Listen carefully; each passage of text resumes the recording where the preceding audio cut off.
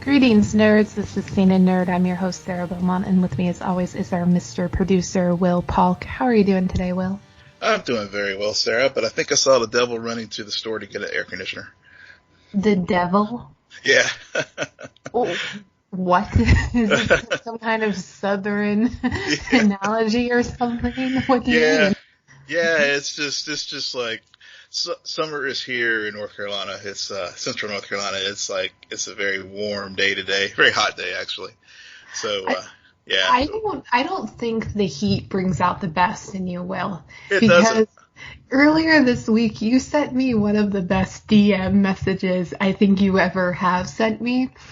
And all it said was, it was one of those subtweets of Christian Harloff's review of Aladdin, and you're just like, do you think he's a Disney shill?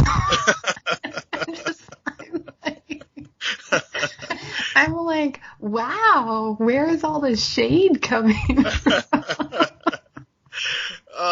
Well, and it's funny. Yeah. Speaking of Aladdin, it seems like it's had a pretty solid opening weekend, and my kids are like, especially were like, oh, we need to go see this, but I cut that off.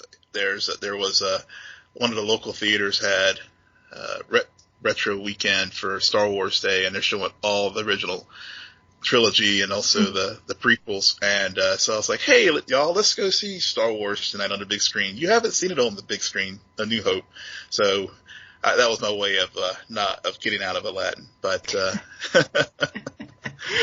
you just don't want to see it. I don't know, I run hot and cold on it, but yeah, getting back to the Harloff thing, I listened to his comments on Collider Live, and yeah, it's one of those dad things. I think his daughter really liked it, and I think he liked it too. I know Roxy was like, oh, it's a perfect film, but we'll see. I may go check it out. It's one of those things that so far it seems that whenever Disney has adapted the cartoon to live action, it's been mixed results. And so, but I will try to keep an open mind. I think it's probably more issue of Will Smith being a genie. Mm-hmm. Ding, ding, ding. There you go. But truth be told, that's really the issue. But it looks like it might be a fun film. So I'll take one for the team and probably go check it out. I was looking at it too, and I'll be honest, I was surprised because there were some early showings here for it, and I was like, I could go that, but I could also go see Endgame again, and and I'm like Infinity War more than Endgame, and I'm still like, I could go see Endgame one more time. Yeah. There's just something about it where I think you hit it when you said these kind of movies keep getting mixed reviews. Some hit and work, and some don't. And I'm placing my money more on Lion King being a hit than Aladdin. Aladdin, I can wait. I can wait for it. I don't need to see it on the big screen, because I'll be honest, the big blue genie guy who looks like Will Smith, I don't want to see that on the big screen. Yeah. I think the smaller screen might be more conducive for that. I think so. Speaking of Endgame, I see it keeps on crawling towards relatively crawling. It's it's crossed 800 million domestically, and it's getting closer and closer to that 2.7. Yeah, it's at 2.6 something right now, and I can tell you this is the first time where I've actually been obsessed with watching a box office, because I want it to pass it so bad. Yeah, me too. And that's probably why I'm like, you guys need to stop talking about Aladdin. Okay, we have a much more important task at hand that everyone should be contributing to. Exactly. I still got to contribute my additional dollars to helping it break the record for Avatar. But I was reading an article in Forbes today as I was prepping for our show, and they were making a point that Endgame may not cross Force Awakens as far as 900 million as far as that, domestic, and for obvious reasons. I mean, Force Awakens was released at Christmas, which is always a big time, and the other big obvious reason is we haven't had a good Star Wars film in forever, so a lot of people obviously had that excitement with Force Awakens, but yeah, Endgame, it may make it. I think it probably have another big push right before Spider-Man comes out. Yeah. And they'll probably do another little push towards the end of summer, and so it may be later this summer when it happens instead of where it looked like it was going to cross it before the end of May. But it's I do think it's still probably cross Avatar, which, you know, and Disney has the best of all possible worlds because they own this property and they own Avatar. So when they release them in the future, it's going to do probably as well. But you're right. This probably is the first time I've really gotten really swept up in how much a film is making. Yeah, because, I mean, I still recall conversations about 300 mil being impossible, and then it did 350 in opening weekend, so it just shows that, yes, if it's ever going to happen, it's going to be with this movie. Yeah, but it won't be Sonic. Just see where they pushed the release date back for it because of the outcry over the teeth. Oh no, I didn't. I haven't been paying attention to that at all. I didn't even watch the first trailer. Well, the first trailer was one that really got drove the ire of the fans because they're like, his teeth aren't right. So Paramount basically caved and said, we hear you, and we're going to push the release date back so we can get Sonic right. Well, you know, you got to do what you got to do with those kind of movies. It's interesting though how movie news has become often where release dates change, reshoots occur, and people are attributing that to the quality of the film.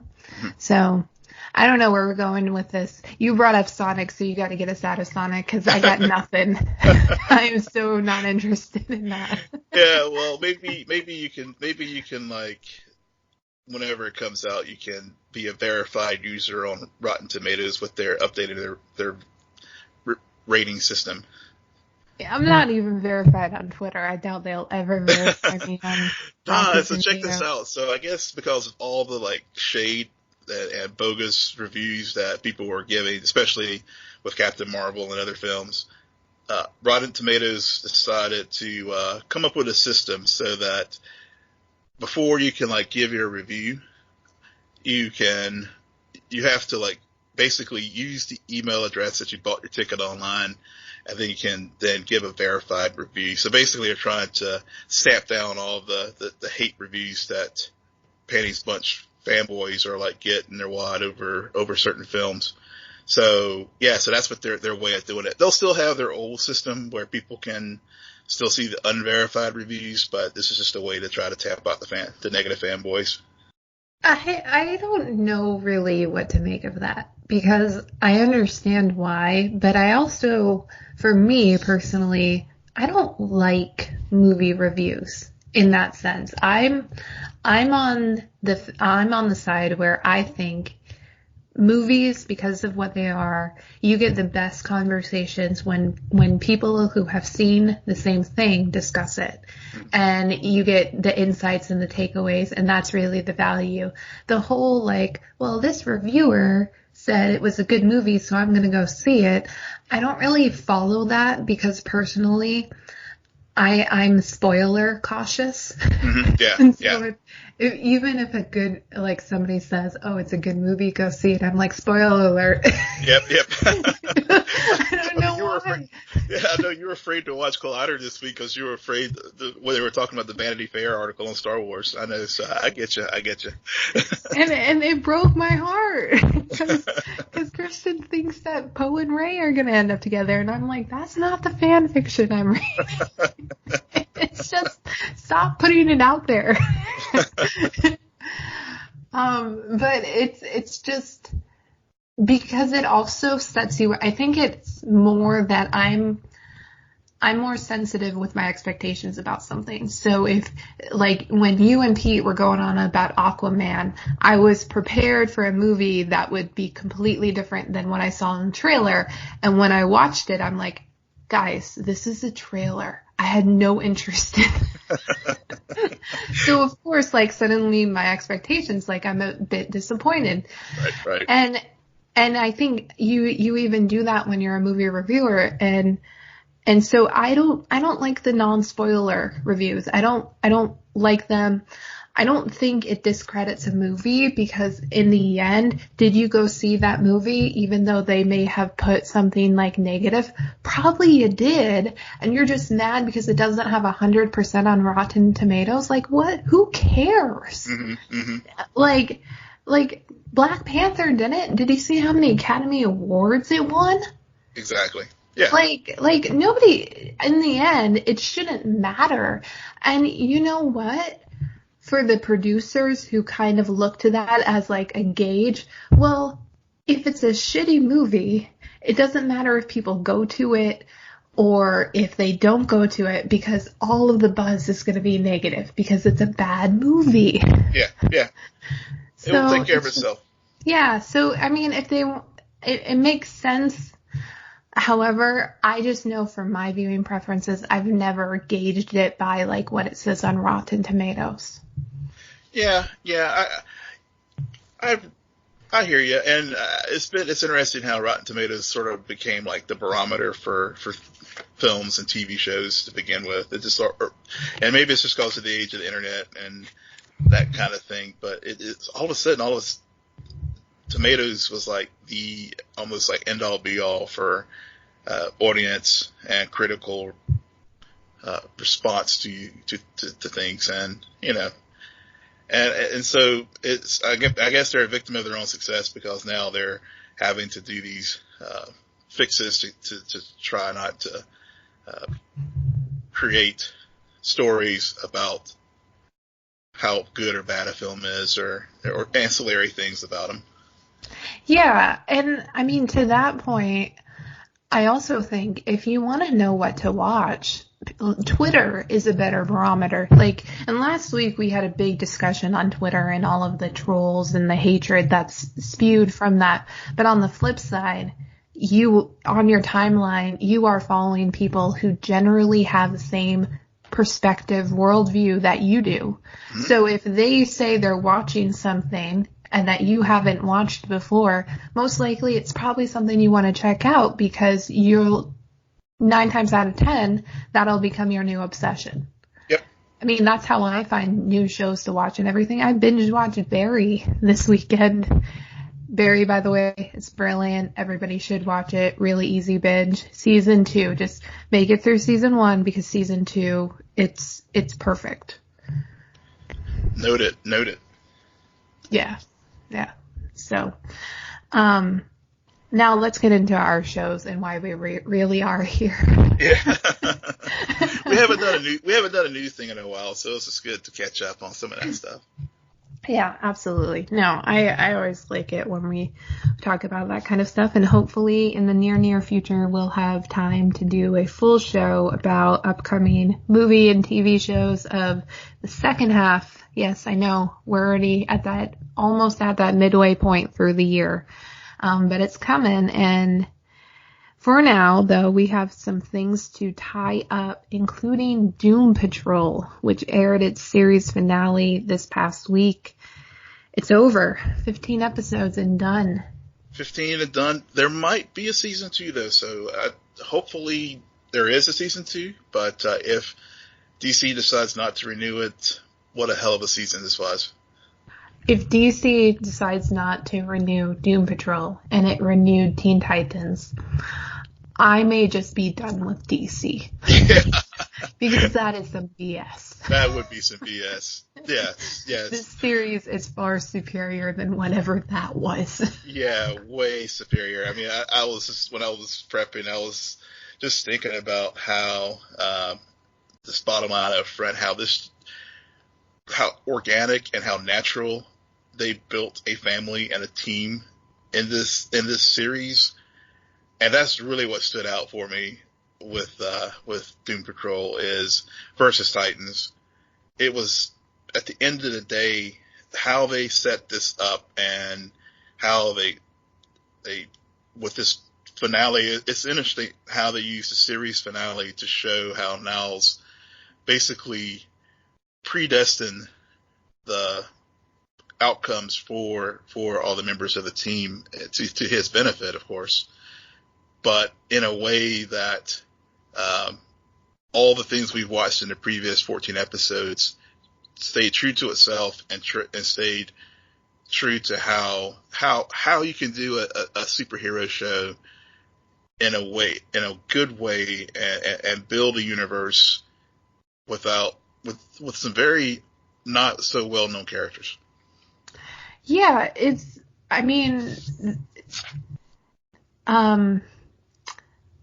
Doom Patrol, Jane Patrol is probably my favorite episode of TV so far this season. This year. Yeah.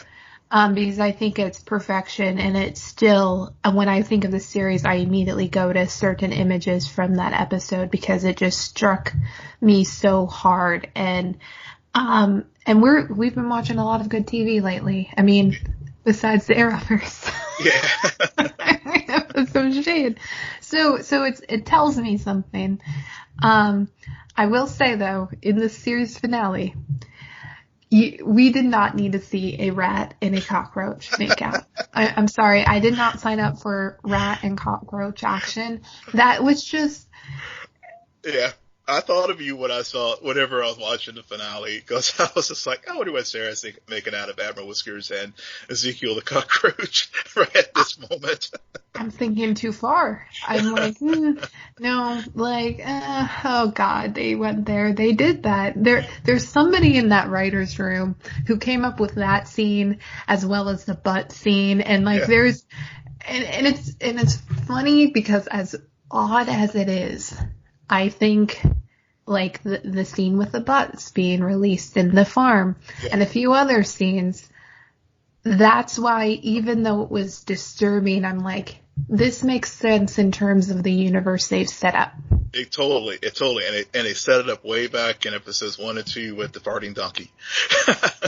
Yeah, I mean, the fact that they all come out of the cockroach in the end, I was like, yeah, I mean, the show started with them all getting trapped inside of an albino donkey. Of course it's going to end with them coming out of a cockroach. Yeah. So it just comes full circle. Like there's something genuine about that as opposed to forcing things to happen.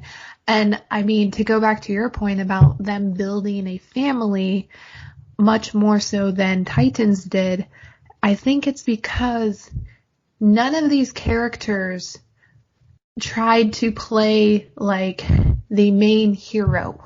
Right. It was all of their stories together. And of course we all have our favorites, but at the end of the day, this show isn't about one of them over the other. It's about all of them together and how they do take care of each other. Like, I like how there's the reveal about Niles and what his true motivations were.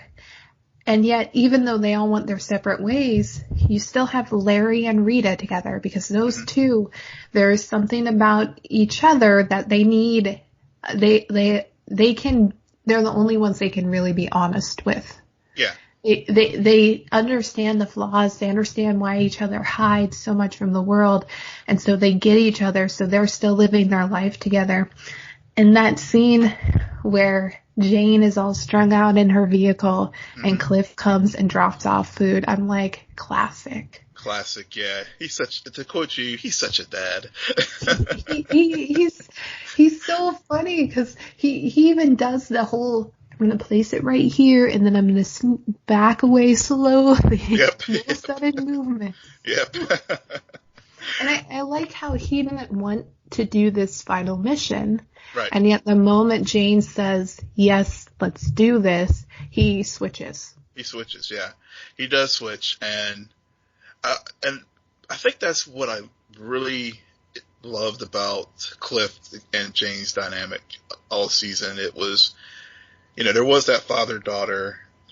He saw that, and he played it forward with Niles and his true motivations for why he assembled these individuals to begin with, which was to try to find his daughter, and Cliff, just in vintage Cliff F-bomb form, was just like, no, I'm not going to do this. I'm not, if you could turn back, build a time machine and give me my 30 years back for all the crap you've put me through.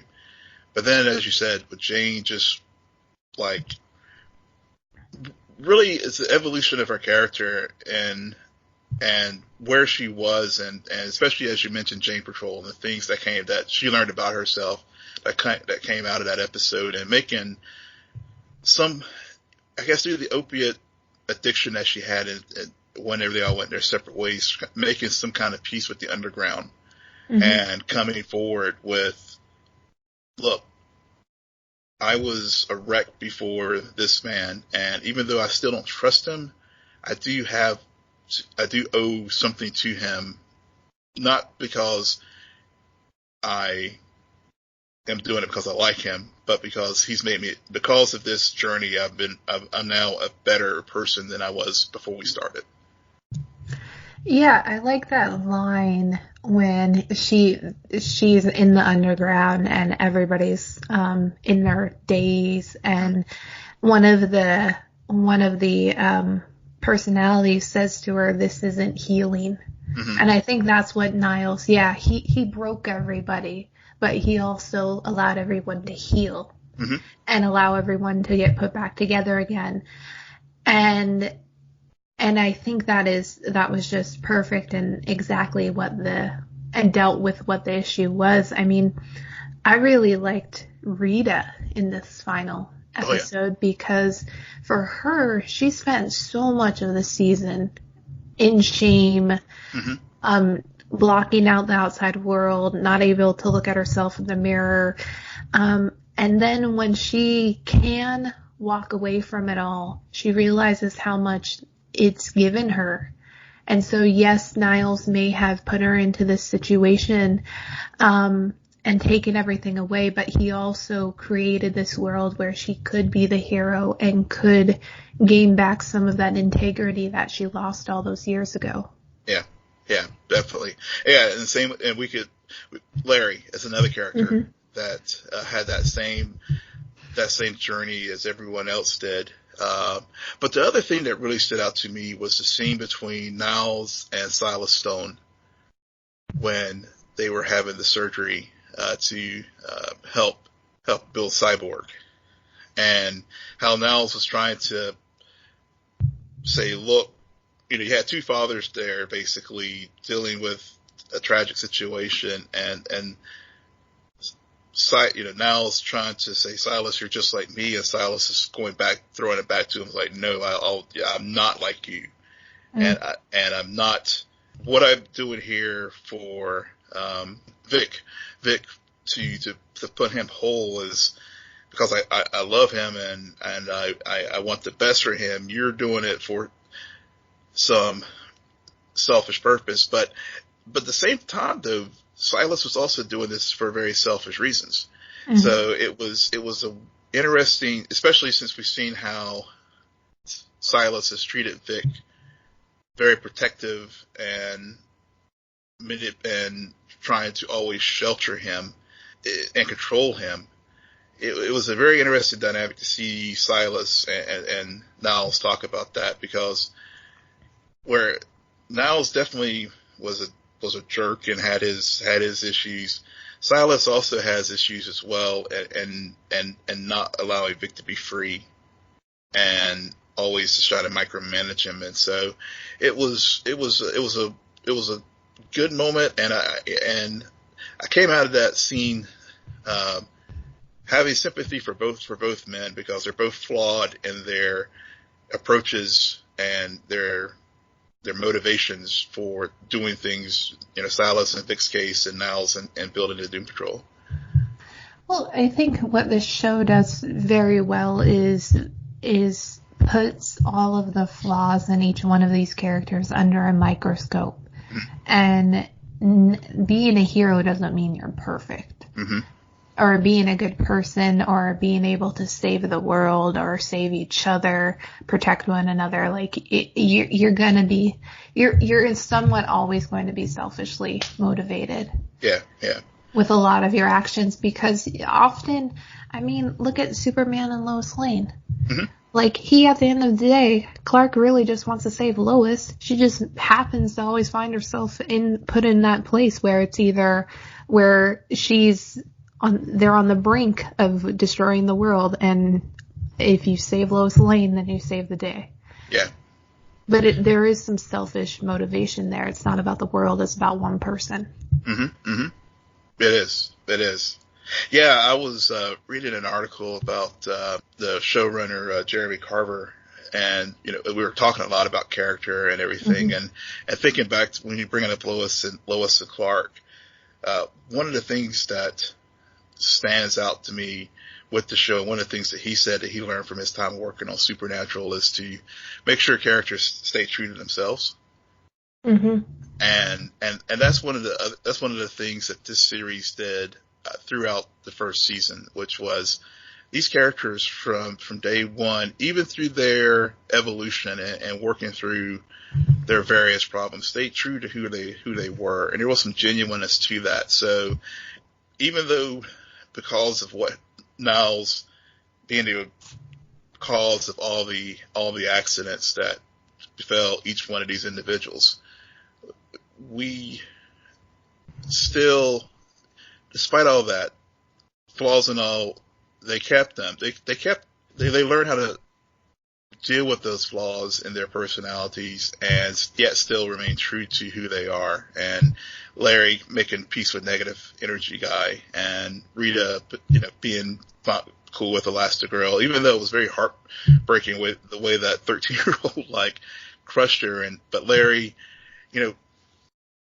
but Larry being there to help her, look, don't let that tear you apart. You've come through so much. And so, Cliff and Jane's, their relationship, and also how Rita, because of what all she's been through, was able to have empathy for Mr. Nobody when they were wearing Danny the Street.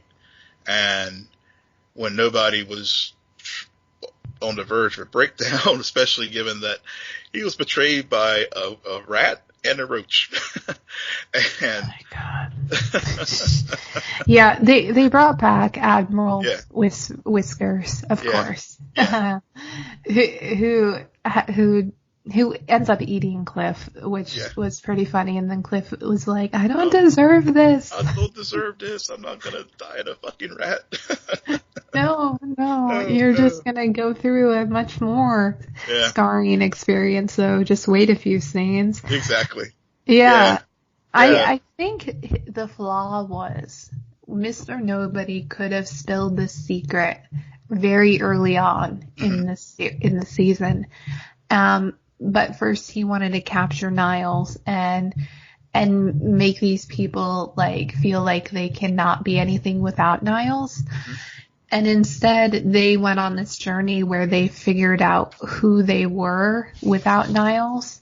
So I think had he shared this secret with them in episode 1, it would have been much more life-shattering than it was at the time that it did get exposed, because by that point they were already formed their identity without Niles.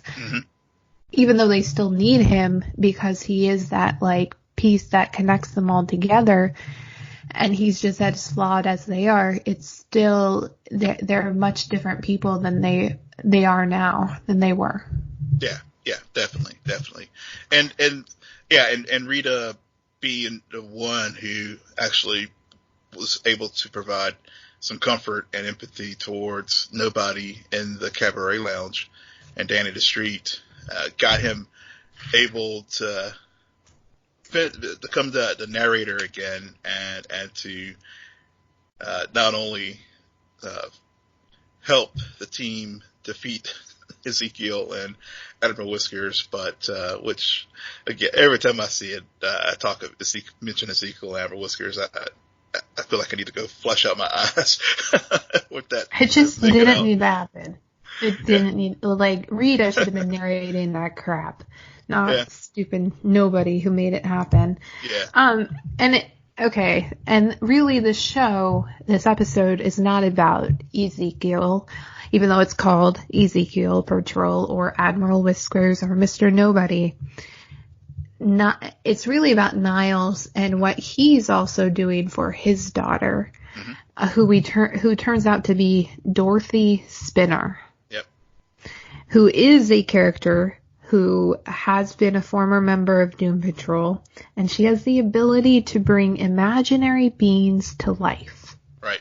Right.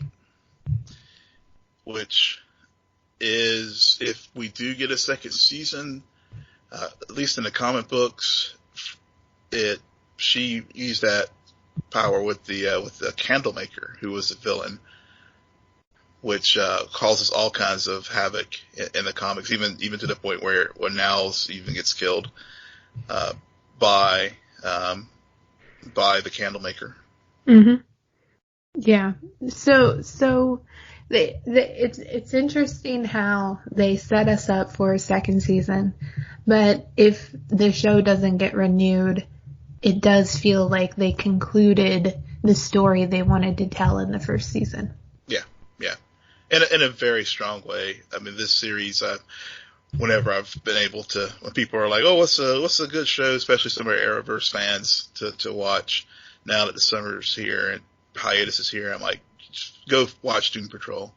If you want to watch good storytelling, good characterization, good characters staying true to themselves, which I'm thinking of all the things folks complain about our Arrowverse shows, then this is the elixir to wash your palate of that, if you're kind of frustrated with them right now. Yeah, no, I agree with that. It is different. It's familiar, but it's different. Mm-hmm. And yeah. Go ahead. I was gonna say, but again, it just stays true to itself. All these things that happen that in this series, the absurdity, the absurd humor, the laugh out loud moments, the characterization, the Mr. Nobody being like uber meta. I mean, it's all like true to itself, and that's why it's been refreshing to watch this show this season. It's become my favorite one of 2019 so far, and also why it's been superior to Titans. That was the first show that was rolled out on this platform, and it'll be interesting to see if they learned some lessons from. I don't know as far as the production timeline between the two shows, but if it was being produced around the same time that Titans was, and they were able to look at some of the mistakes that Titans made in their freshman run, they definitely learned some lessons from that and constructing the show. Yeah, I'm sure that they had similar time frames because we're first introduced to these characters in Titans. Yeah. It's not a perfect season. I do think it's a really strong season of storytelling. I think there are some bright moments, but there's also a few episodes that I could barely make it through. Yeah, fair enough. Yeah, I know. I remember having that discussion with you. I had that same around the fourth or third, fourth, fifth episodes. I was like, I don't know. I'm trying to see where this thing is going, but I'm glad I stuck with it. Yeah, I think it's hard, especially when you're watching the first season of a show, because it's new. Mm-hmm. Like a lot of shows where you're on the fourth or fifth season, you've come to just love just because you love the characters, and it's like regardless of what happened, I'm here because I'm interested. In the first season, it's all about introducing the characters, so it still feels like you're watching some strangers until you get to that finish line. So yeah. All right. Well, that's it for Doom Patrol. Another show we have to talk about today is Cloak and Dagger Season 2. It just had its penultimate episode, Blue Note. Next week is it for this season. Yeah, it's been a fast season, but it's been an enjoyable one. Yeah, I feel like even the first season snuck up on me because it's 10 episodes. Yeah. So it doesn't get dragged out or anything. They always seem to set up clear plot lines for Tandy and Tyrone, and you just see it from start to finish. I don't even know where to begin with this episode because a lot has happened since the last time we talked about it. Yeah. I know we didn't get a chance to talk about episode 8, which had a lot of setup for this episode. We learned about Connors being murdered by Adina, and we also started seeing some of the endgame with Andre trying to become closer to godhood with his Vevey and everything. We learned about Auntie Chantil dying and Evita, as we called, that would be taking her place.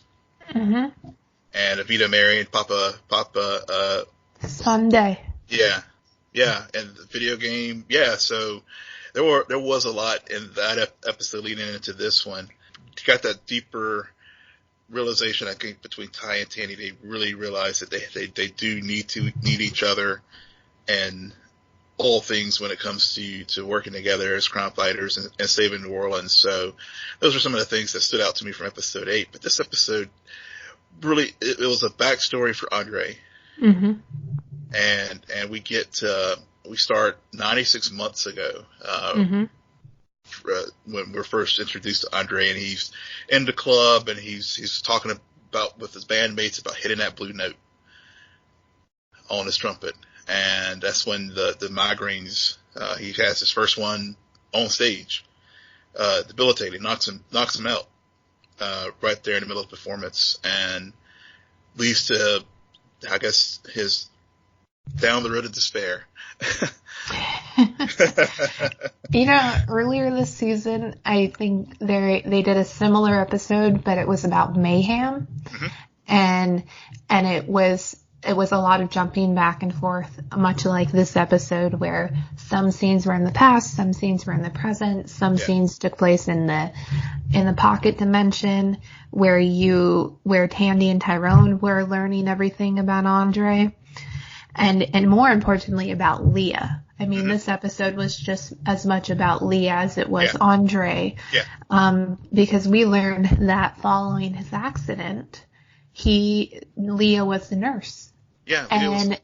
And he figured out really early on that her pain would be the cure to his headaches. And then like that scene where he's convincing her to quit her job, and the manipulation that occurs in that, it is just brutal. Because you're like, what he's doing, and it's not violent, but it feels very disturbing because of the pure manipulation.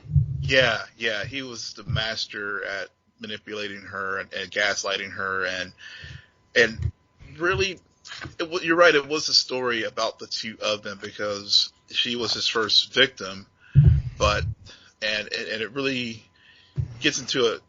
They really touch on it. I don't know if now obviously in our television show you can't dig too much into it unless they carried out stretched it out to 11 or 12 episodes or whatever. But but really get into that question of victimhood and even with the showdown between Tandy and Mayhem, how much was Leah responsible for what happened?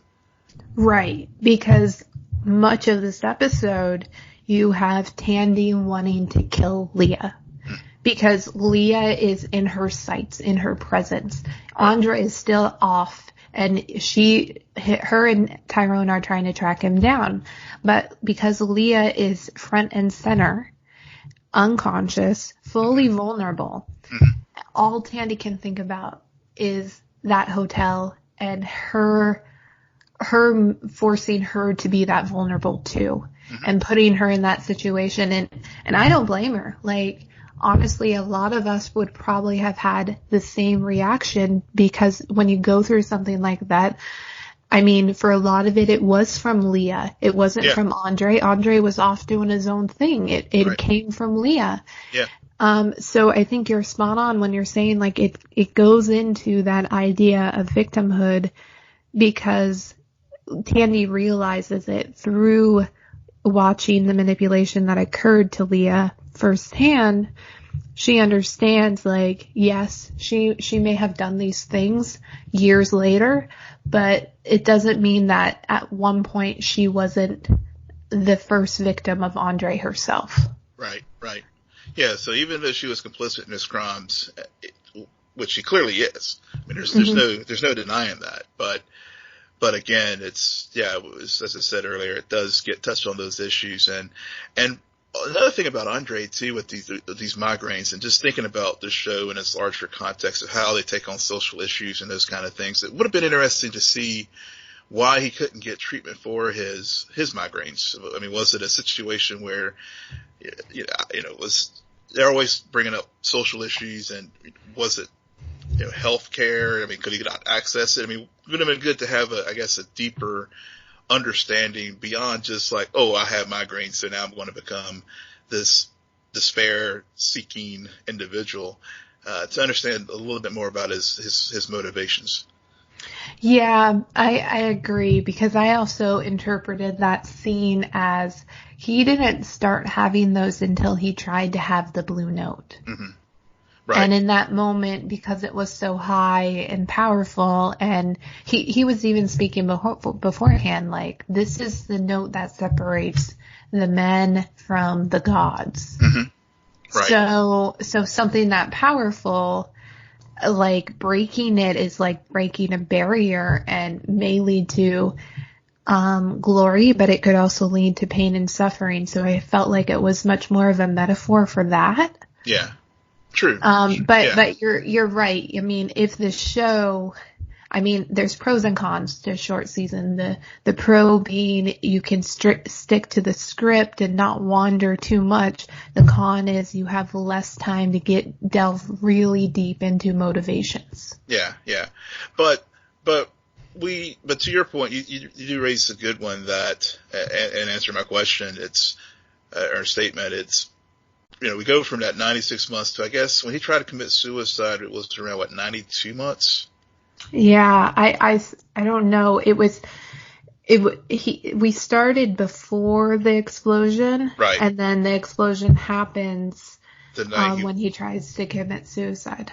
Yeah, which we talked about earlier this season, how it was a very parallel track with Tandy when she in the season 1 tried to commit suicide when she was in her lowest points. Mm-hmm. And so, there's the spare character and Tandy have very similar tracks. Yeah. That I think, one of the reasons why I've enjoyed this season so much is because Ty and Tandy are the anchors to one another to keep each other from going too far with their abilities. And so where Despair manipulated Leah into basically becoming a supplier for his energy to help him deal with his headaches, in a very unhealthy codependent way. Mm-hmm. Ty and Tandy's work together to keep each other in check. Mm-hmm. And to keep from going way off too far. Cause looking later in the episode when Tandy was like, I want to do this, we may have to kill Andre. And Ty was like, well, no. If we have to take that ultimate step, we're going to do this together. Right. And I think he knows that most likely they will have to end it. Mm-hmm. The only way to end this would be to do that. Right. I honestly think if they don't do that, then there might be some disingenuous about what they set out to do with this season and choosing something this hard. Because, I mean, these comics are dark. They're some of the darker ones out there, and these characters are some of the darker characters with everything that they go through. So maybe he just ends up in another pocket dimension. But I think that for Tandy's purposes, she might need something like that to deal with in the third season, if there is a third season. Mm-hmm. Because much like how we saw Tyrone dealing with Detective Connors, the aftermath in this season, Tandy hasn't really had to deal with that too much. Not too much. I mean, she had to deal with it a little bit, I guess, with season 1 with the death of the gentleman who was the lawyer who was dating her mom, who had all the secrets of Roxxon in his office. But that was not directly because of her action. Well, a little bit because of her actions, but this would definitely be more so because she was in the heart of Andre and Leah's counseling group, and we saw the results of that at the end of the episode where her mother and Michaela in the courtyard when Andre was performing the Blue Note. Yeah. I forgot about Melissa this season because we haven't seen her in a lot of episodes. No, and she's been, and well, I think it's been okay because a lot of her demons she overcame. Obviously, we saw, I guess, mid part of this season she did her alcoholism problems reoccurred, and part of that probably was because now Andre and Leah were where before they were kind of, the support group was keeping a lot of her demons under control. Now, since that control and manipulation was gone, she fell back into some bad habits. Yeah, I think Tyrone in this episode served in an interesting purpose. I still, to go back to our discussion about the first episode this season, I don't think that kid is going to be studying for college too much longer. I really don't. Yeah. Because in this episode, you saw him, there's a confidence now with the way he moves, the way he uses his powers. Yeah. And there's a strength in that I don't think we've seen. And I think it's taken us these past 9 episodes to really get that through in Tyrone. I mean, Tandy's always one to quickly draw her dagger, but Tyrone now fully understands what he's able to do with his cloak. And I think that's really cool because he also, it circles back. They allow this whole story arc with Tandy and Despair to really circle back to Tyrone dealing with the drug dealers and having some negotiations, if you call it that. I think last episode, Will, you pointed out, it's interesting how they always find themselves back at that church. Yeah. Well, Tyrone has claimed the rooftop for himself. Yeah, he has claimed that rooftop. That is his meeting ground. Yep. It's just really funny how he always winds up going there and bringing people up there to tell them how it is, and he lays down the law. And I think it's interesting how he does it because he acknowledges the world in what he says to them by, like, there are people who are going to seek this out. Those are your customers. But when these drugs are used for manipulation, then we got an issue because there are some people who just find themselves like being the prey. Yeah. And that's unfair and unjust. And so I think I really liked that speech. Yeah. Hopefully this doesn't lead to any kind of deputization in the future, because I don't think so. That is not a vigilante role. No. They're right. Their writing is too smart, and I'm glad you brought that point up about the rooftop and how Ty has grown and utilized, and how again they pull in all the threads because the theme of manipulation and the trafficking and everything does feed into the drug trade, and even the drug dealers themselves are like, oh yeah, but this, if we do what you're talking about, it's going to impact the market. And Ty's like, well, that's too bad. Yeah, a lot of it has focused really on Tandy. I think Tyrone has kind of taken a back seat this season, if I'm being honest, even though he has had some really cool arcs, especially with this episode, including him realizing what his mom did to Connors. Yeah. That needs to be explored soon. Yeah, very, very soon. I think they'll address that in the finale, season finale. If they don't, I'll be very surprised. Well, season finale, season 3, there's a lot to get into about that because, again, I always go back to that scene when he realizes what mayhem is and equates himself to her. Mm-hmm. And I really like that because there is something about, there's a naivety to that, that I think is very important. He gained his confidence as a vigilante. I think he still needs to retain that, just to stick to who he was before the accident. Yeah. Another thing I really liked, first of all, Luke Cage. Yes. Easter egg. Yes. That was brilliant. Like, come on. I call a spade a spade. I love that. I don't need to see Luke Cage in the series. I really don't. But acknowledgement of who he is, it's just, it was cool. It was very cool. It was a very cool moment. And I love the way they, even last season with Bridget, and even earlier this season, with Bridget talking about New York and with Misty Knight. I mean, it's again, it reminds us how interconnected this universe is to the larger Marvel universe. But the way they use Luke Cage and talking, to your point about Ty's confidence when he was talking to the kid in the shop about education and everything. Yes, you're probably right. Ty's track now probably will change, that he will not go the traditional route that he was originally going to go on. But at the same time, he still sees the value of education and using Luke as a way to, like, say, kid, learn how to read. Yeah.